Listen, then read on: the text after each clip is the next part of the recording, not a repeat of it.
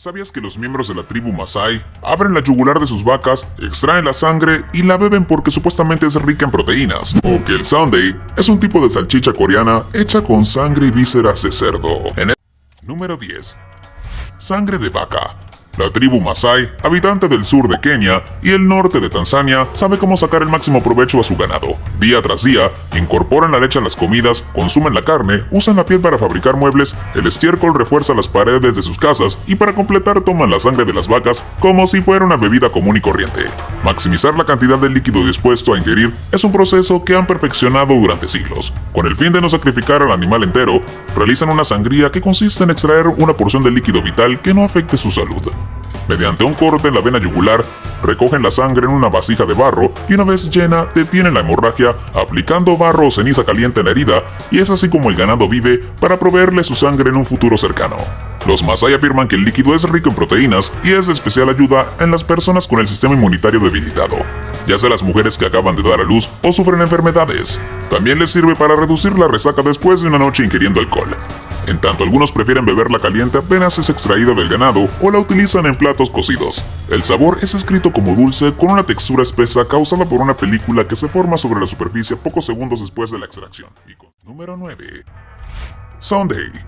Cuando piensas en comida coreana, te viene a la mente el kimchi o el jjajangmyeon. Aun cuando este plato no sea tan célebre, su historia se remonta a 1000 años en el pasado y en la actualidad es una comida callejera con una forma y sabor similar a la morcilla de Latinoamérica o la Blutwurst alemana. La variante más común es preparada con sangre de cerdo, fideos y arroz que le dan una textura sólida y masticable, pero también existen versiones que contienen intestinos, hígado, pulmones o estómago de vaca y cerdo.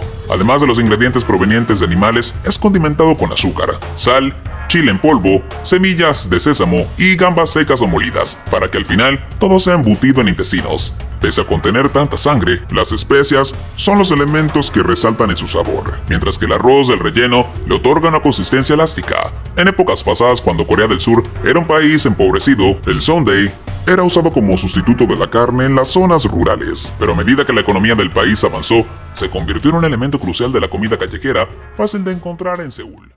Número 8. Sanguinacho dolce. Antes de la industrialización de la agricultura, los niños del sur de Italia crecían viendo cómo el pueblo entero se reunía a las llamadas fiestas del cerdo, en que un carnicero sacrificaba al animal y recolectaba su sangre. Los gritos de terror de cualquier jovencito pronto se convertían en alegría, en vista de que el líquido carmesí era mezclado con azúcar, leche y chocolate. Luego se cocinaba hasta convertirlo en un pudín aterciopelado, y es así como la sangre se transformaba en sanguinacho dolce, uno de los postres más extraños del país mediterráneo. Su sabor es descrito como salado y agridulce, además que le pueden agregar frutos secos, canela y otros ingredientes que amplifican su textura. De acuerdo a las tradiciones religiosas, los granjeros solían sacrificar a los cerdos antes de que empezara la Cuaresma católica, un periodo de 40 días en que los italianos evitaban la ingesta de carne.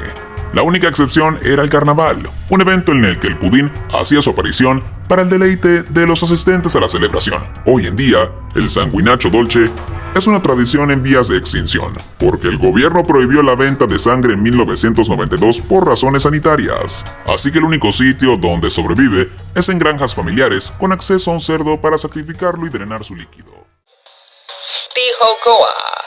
Un turista que camine por las calles de Taiwán encontrará vendedores ofreciendo tartas en paletas recubiertas con harina de maní y salpicadas con cilantro. Quienes no estén familiarizados con la cocina del país creerán que se trata de pasteles de chocolate o caramelo, pero en efecto son bloques rellenos de sangre de cerdo. Los vendedores preparan el postre mezclando el líquido con arroz pegajoso cocido al vapor. Así crean una textura semi-gelatinosa que recuerda a los pasteles de arroz coreanos o al mochi japonés. El próximo paso consiste en bañar el bloque en un caldo de cerdo y soya, que otorga un sabor dulce con un toque ligeramente salado, y luego lo rebosan en harina de maní, cilantro o salsa picante a gusto del comprador. En los últimos años, el público del Tihokoa ha disminuido, porque las generaciones jóvenes no están del todo acostumbradas a comer productos derivados de la sangre, y si quieren un postre, optan por algo al estilo occidental basado en chocolate o caramelo. En resumen, si te apetece probar la tarta de sangre de cerdo, es mejor que viajes a Taiwán antes de que desaparezca por completo de los puestos de comida callejera, y también es aconsejable que lo comas caliente, como lo hacían los locales de antaño.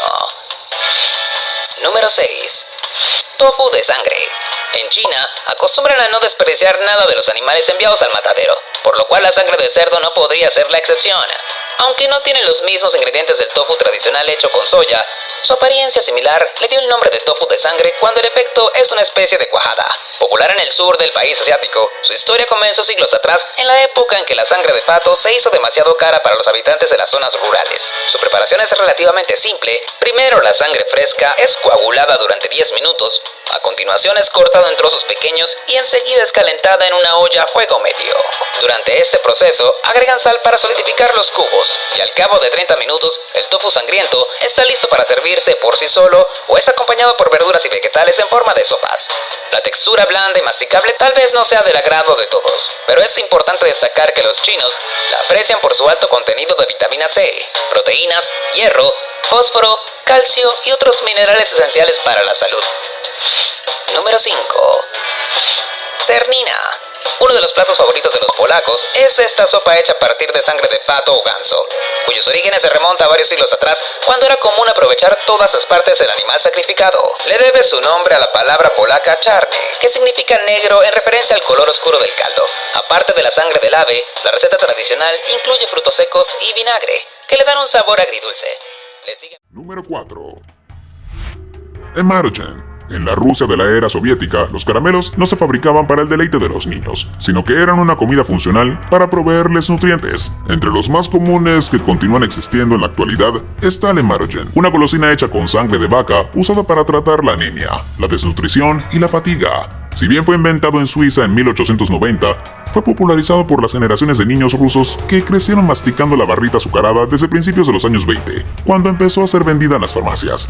Las barras solían producirse en los mataderos como forma de monetizar la sangre de bovino, que de otro modo sería desechada. El proceso de elaboración comienza con la mezcla de leche condensada, azúcar, jarabe de glucosa, vainillina y después de enfriarse agregan la sangre, porque de hacerlo cuando todavía está caliente genera que se coagule y arruine el producto. Número 3. Pudín negro. El clásico de los desayunos ingleses tiene una interesante historia que se remonta a siglos o incluso miles de años. Similar a la morcilla de Latinoamérica, su forma de salchicha comienza mezclando la sangre de cerdo con grasa, harina de avena o cebada, hasta que esté lo suficientemente espesa para ser empacada. La primera vez que fue mencionado en la literatura ocurrió en 800 a.C., cuando Homero la referenció en su obra La Ilíada. Y siglos más tarde, tras aparecer en las Islas Británicas, se volvió una comida común en las mesas de la clase baja y la nobleza. Tan apreciada es en su país de origen que el rey Enrique VIII celebraba banquetes de desayuno donde el pudín negro nunca faltaba. A pesar de ser la favorita del monarca, científicos como Isaac Newton se rehusaron a comerla, mientras que sus otros detractores expresaron que los apóstoles dictaminaron que los cristianos no debían comer sangre. Número 2. Dinuguan. La primera versión de la historia cuenta que este plato hecho con sangre de cerdo nació de la tendencia natural de los filipinos de no desperdiciar nada. Otra variante sostiene que fue el resultado de que la población nativa se vio privada de cortes de carne durante la colonización española. En el presente, el dinuguan es preparado con la sangre sobrante de un lechón sacrificado para un banquete.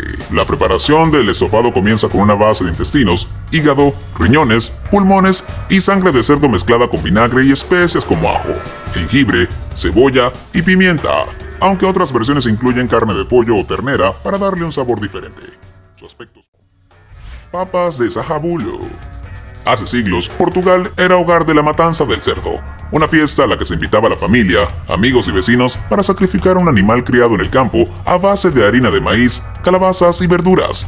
Según las creencias locales, ningún niño puede presenciar la matanza, porque de lo contrario puede traer mala suerte al animal que no muere inmediatamente. Una vez sacrificado, la sangre es drenada y comienza la preparación de las papas de Sajabulo, compuestas por carne, jamón, salchichas, chorizo ahumado, comino, limón, harina y varias especias más a gusto del cocinero.